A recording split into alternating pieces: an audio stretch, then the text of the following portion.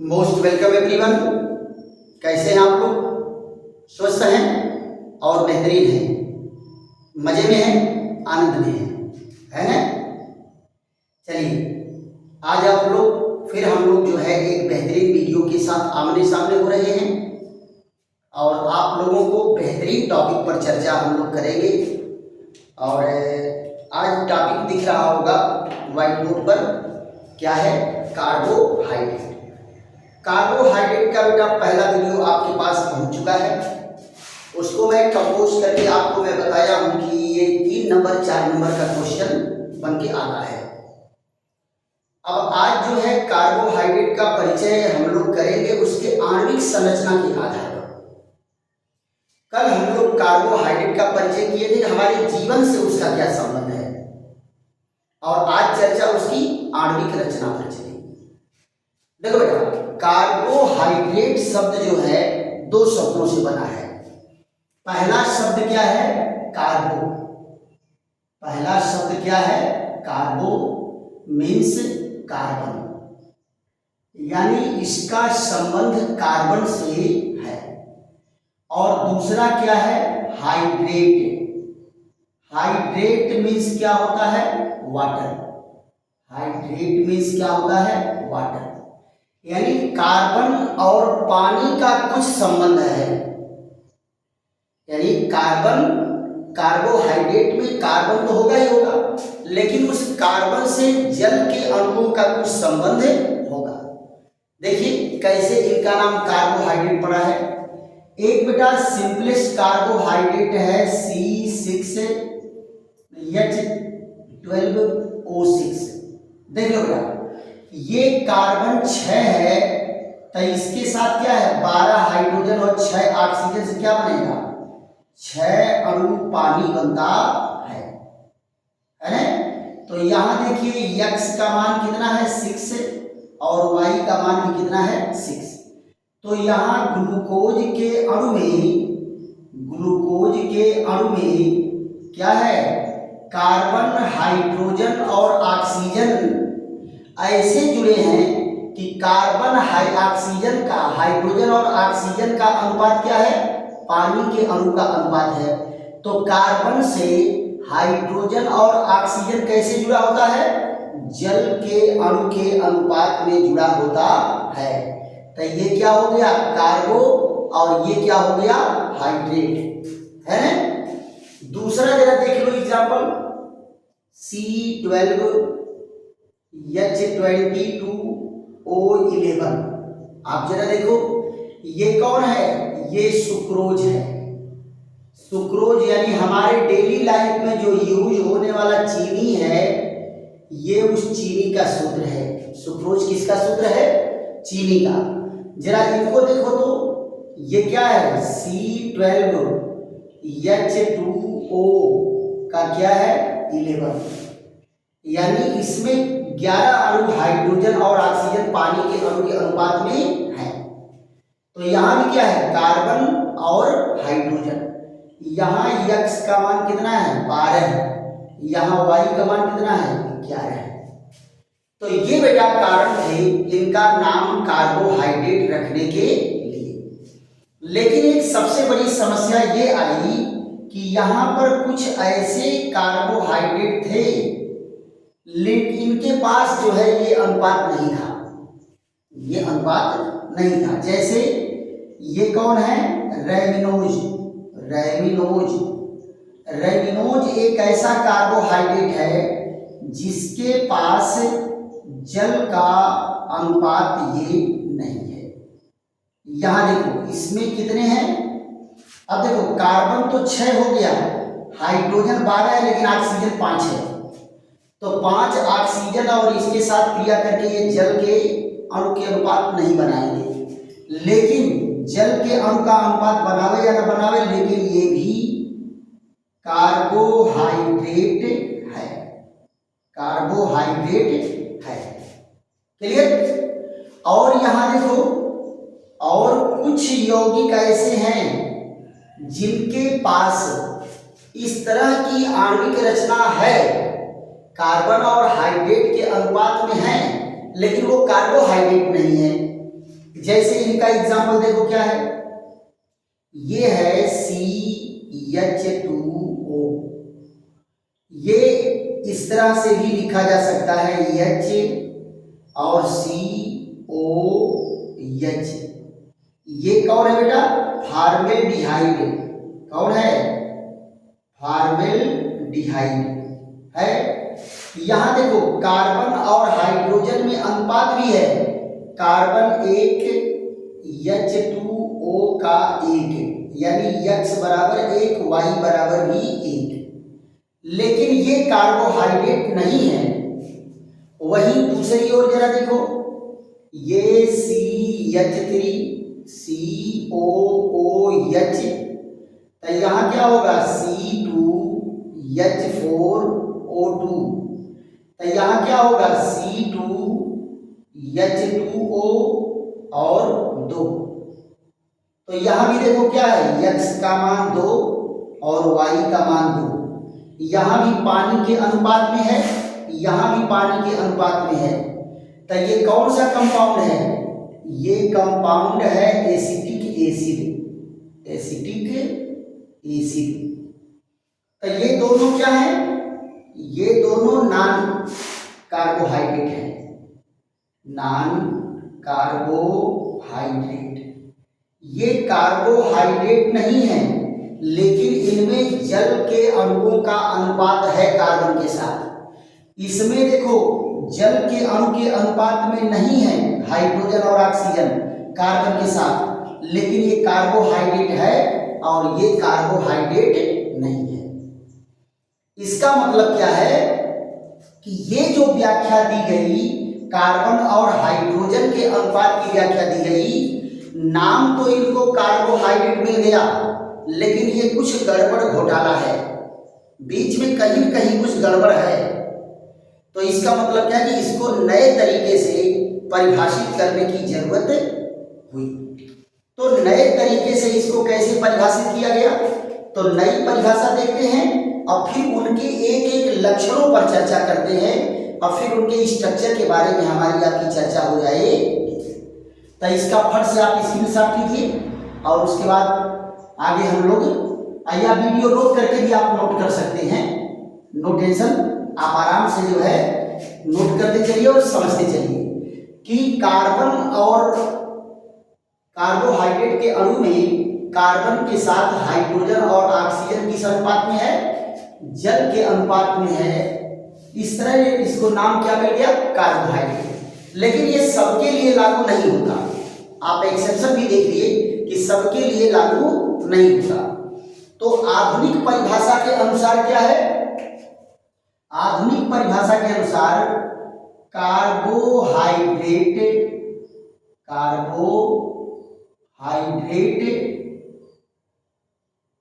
क्या है? पॉलीहाइड्रॉक्सी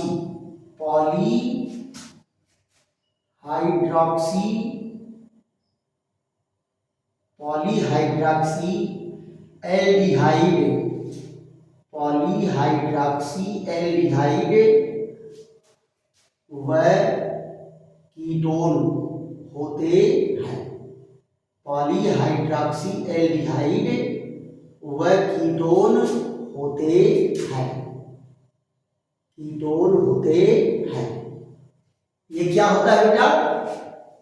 जो कार्बोहाइड्रेट है वो पॉलीहाइड्रॉक्सी एल्डिहाइड या कीटोन होगा। तो इनके लक्षणों पर हम लोग चर्चा कर लेते हैं। इनके लक्षण क्या है बेटा? एक एक पॉइंट को आप इसको जो है आंख से उठा जाएंगे और किताब में जल्दी मिलेगा नहीं, कुछ किताबों में मिल भी जाएगा, तो इसको आप जरा ध्यान दीजिए। क्या कहे पहले पॉइंट में? सबसे छोटा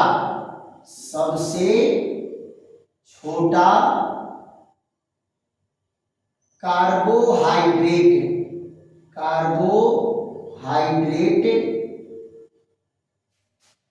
सबसे छोटा कार्बोहाइड्रेट 3 कार्बन का होता है। 3 कार्बन का होता है। 3 कार्बन का होता है। एक व दो कार्बन का एक व दो कार्बन का कोई कार्बोहाइड्रेट नहीं होता, कोई कार्बोहाइड्रेट नहीं होता। एक और दो कार्बन का कोई कार्बोहाइड्रेट नहीं होता। पहले लक्षण में क्या कह दिए भैया कि सबसे छोटा जो कार्बोहाइड्रेट होगा वो क्या होगा, 3 कार्बन का होगा एवं क्या कहते हैं, एक एवं दो, एक व दो कार्बन का कोई कार्बोहाइड्रेट नहीं होता। तो इसमें एसिटिक अम्ल और फॉर्मेल्डिहाइड तो पहले गायब हो गए कि वो कार्बोहाइड्रेट नहीं हो सकते क्योंकि एक कार्बन और दो कार्बन के हैं। क्लियर। दूसरे पॉइंट में क्या कहा कि सभी कार्बन परमाणु, सभी कार्बन परमाणु एकल सिग्मा सहसंयोजक, एकल सिग्मा सहसंयोजक बंध द्वारा सीधी श्रृंखला में, सीधी श्रृंखला में जुड़े होते हैं, सीधी श्रृंखला में जुड़े होते हैं। सारे कार्बोहाइड्रेट क्या होते हैं, एकल सिग्मा सहसंयोजक बंध द्वारा सीधी श्रृंखला में जुड़े होते हैं। तीसरे पॉइंट में क्या कहा, एक कार्बन परमाणु, एक कार्बन परमाणु पर, एक कार्बन परमाणु पर कार्बोनिल, एक कार्बन परमाणु पर कार्बोनिल समूह, कार्बोनिल समूह क्या होता है बेटा, ये वाला कार्बोनिल समूह जुड़ा होता है, जुड़ा होता है।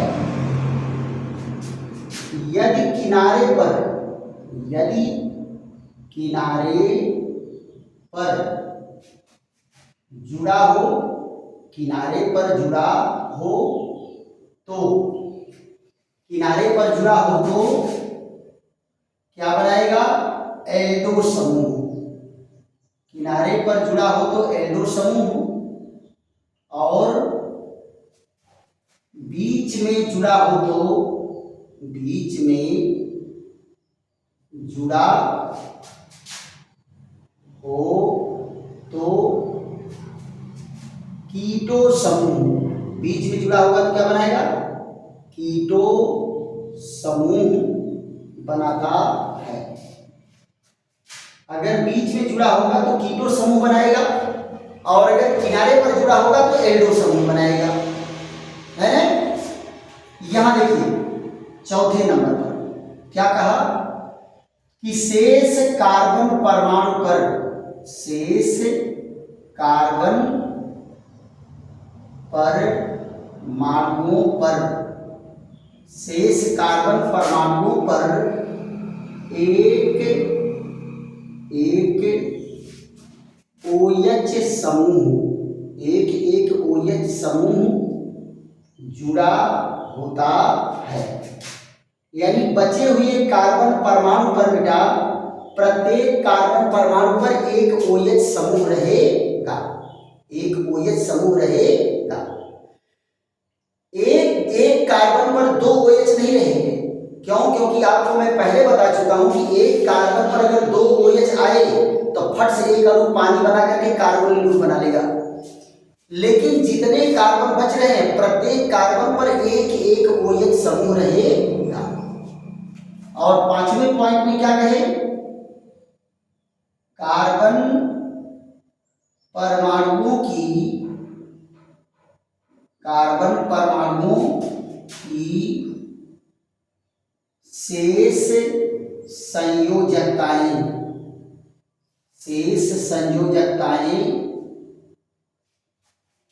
हाइड्रोजन परमाणु से संतुष्ट होती है, संतुष्ट होती है। यानी जो बाकी कार्बन की बची हुई वैलेंसी है, प्रत्येक कार्बन की 4 वैलेंसी होगी, तो अगर 1-2 वैलेंसी उसकी शेष है, किसी से नहीं जुड़ा है, तो उसको हाइड्रोजन से बैलेंस करेंगे। यहां जरा देखो, कार्बन परमाणु के आधार पर, देखो कार्बन की संख्या के आधार पर, कार्बन की संख्या के आधार पर इन्हें क्या कहेंगे? ट्राइओज, टेट्रोज, टेट्रोज, पेंटोज व हेक्सोज, हेक्सोज नाम देते हैं।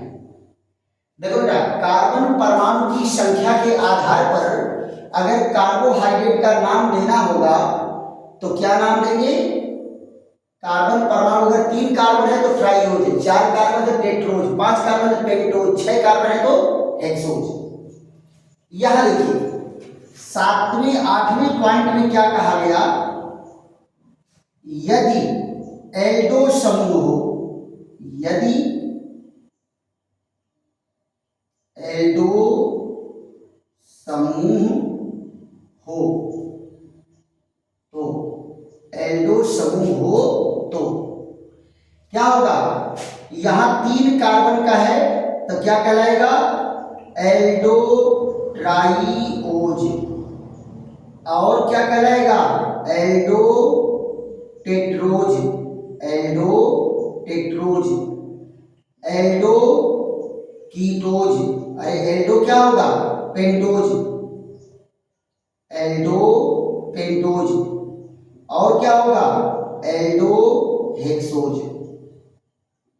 Aldo hexose. अगर एल्डिहाइड समूह है, एल्डो समूह है, तो फिर इनका नाम क्या होगा?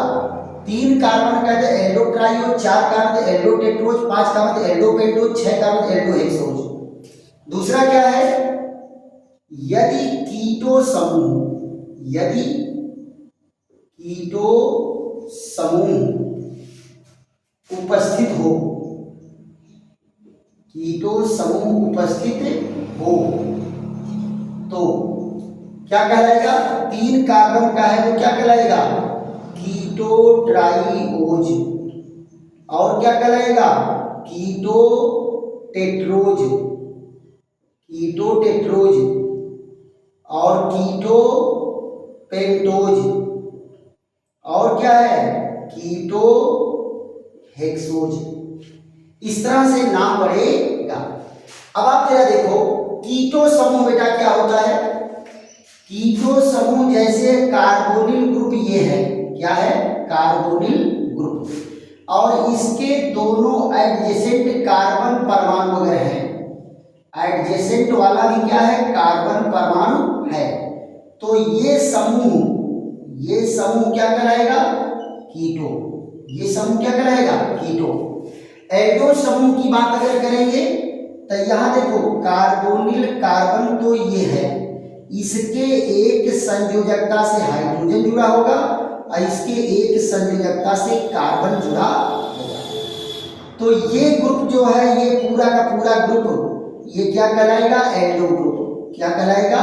एल्डो ग्रुप कहलाएगा, राइट। अगर यहां देखो CHO ग्रुप है तो एल्डो है और CO ग्रुप है तो कीटो ग्रुप है, लेकिन शर्त है कि इस कार्बोनिल कार्बन से दोनों वैलेंसी किससे जुड़ी हो? कार्बन से।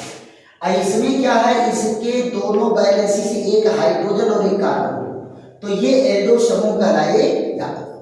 अब बेटा जो है एक एक कार्बोहाइड्रेट पर मैं चर्चा कर लेता हूं।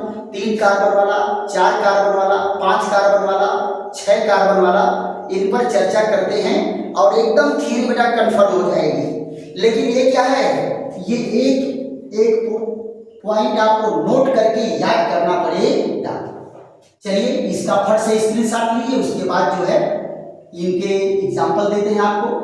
पहले ट्राइओज का देंगे, फिर टेट्रोज का देंगे, फिर पेंटोज का देंगे, फिर पेंटोज में हेक्सोज का देंगे, और हेक्सोज में एल्डोहेक्सोज, कीटोहेक्सोज, और कौन सा ग्लूकोज होगा और कौन सा फ्रक्टोज होगा, इस पर भी हमारी आपकी चर्चा चलेगी। तो बेटा वीडियो जो है 30 मिनट से 35 मिनट का हो जाएगा, नो टेंशन, आप इसका टेंशन नहीं लेंगे। तो 35 मिनट का वीडियो भी बहुत बड़ा वीडियो नहीं होता है, क्योंकि ये क्लास जो होता है उतना का लगभग होना चाहिए।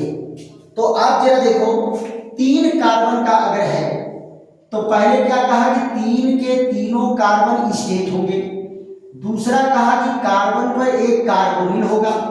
अब ये कार्बोनिल ग्रुप क्या है, या तो बीच में होगा या तो किनारे पर होगा।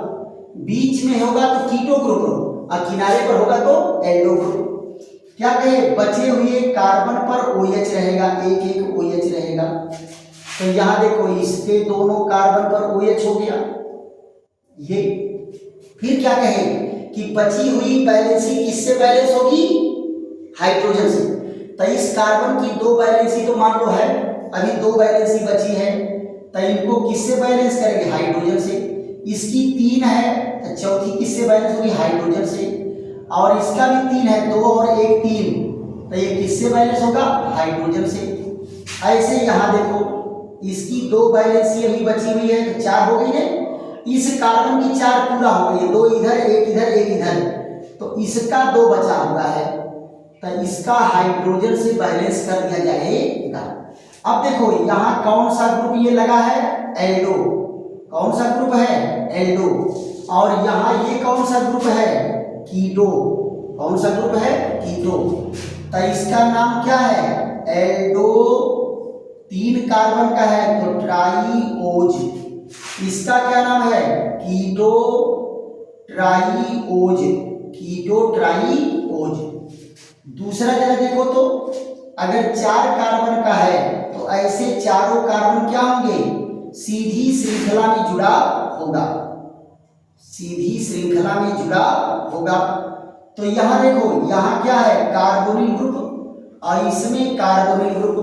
शेष बची हुई बैलेंसी OH समूह से बैलेंस होगी।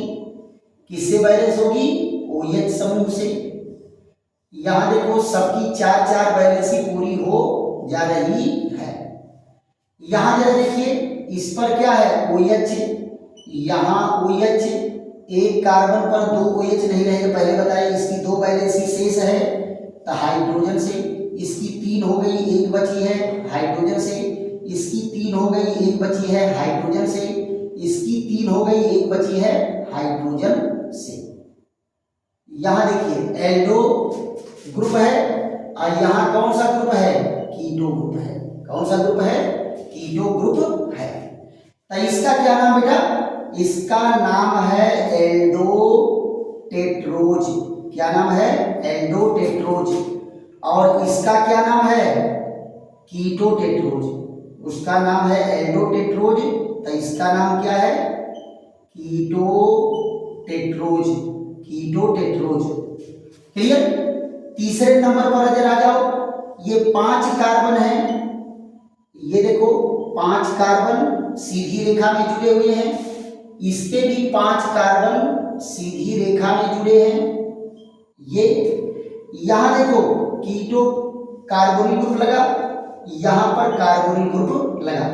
शेष बचे हुए कार्बन पर क्या है, एक OH ग्रुप लगेगा, एक OH ग्रुप। यहां भी देखिए बचे हुए कार्बनों पर प्रत्येक पर एक OH ग्रुप लगेगा, है ना। और बची हुई बैलेंसी इसकी 2 है तो हाइड्रोजन से बैलेंस कर दीजिए।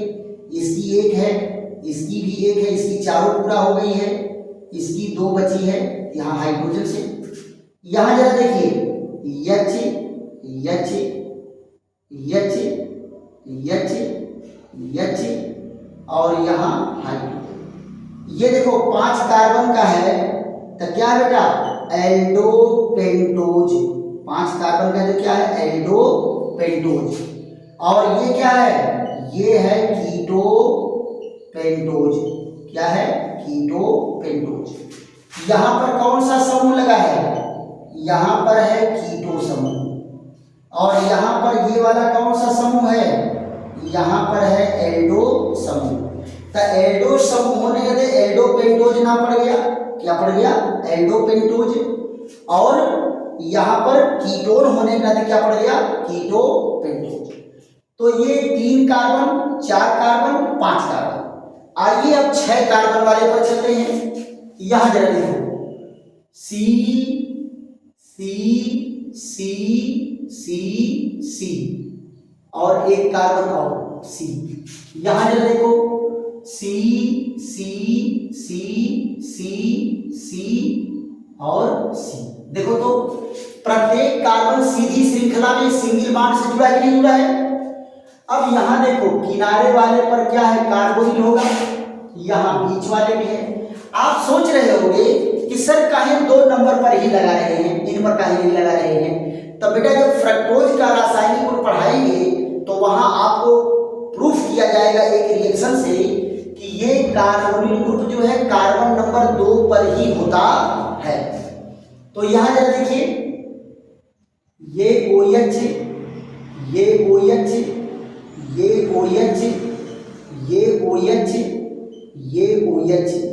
बाकी बची हुई वैलेंसी, इसकी 2 वैलेंसी बची है हाइड्रोजन से, इसकी 1 बची है हाइड्रोजन से, इसकी भी 1 बची है हाइड्रोजन से, इसकी 1 बची हाइड्रोजन से, इसका भी 1 बची हाइड्रोजन से, और यहाँ भी 1। ये इसमें जरा देखो, ये OH, ये OH, ये OH, ये OH, ये OH। यहां देखो H, H, ये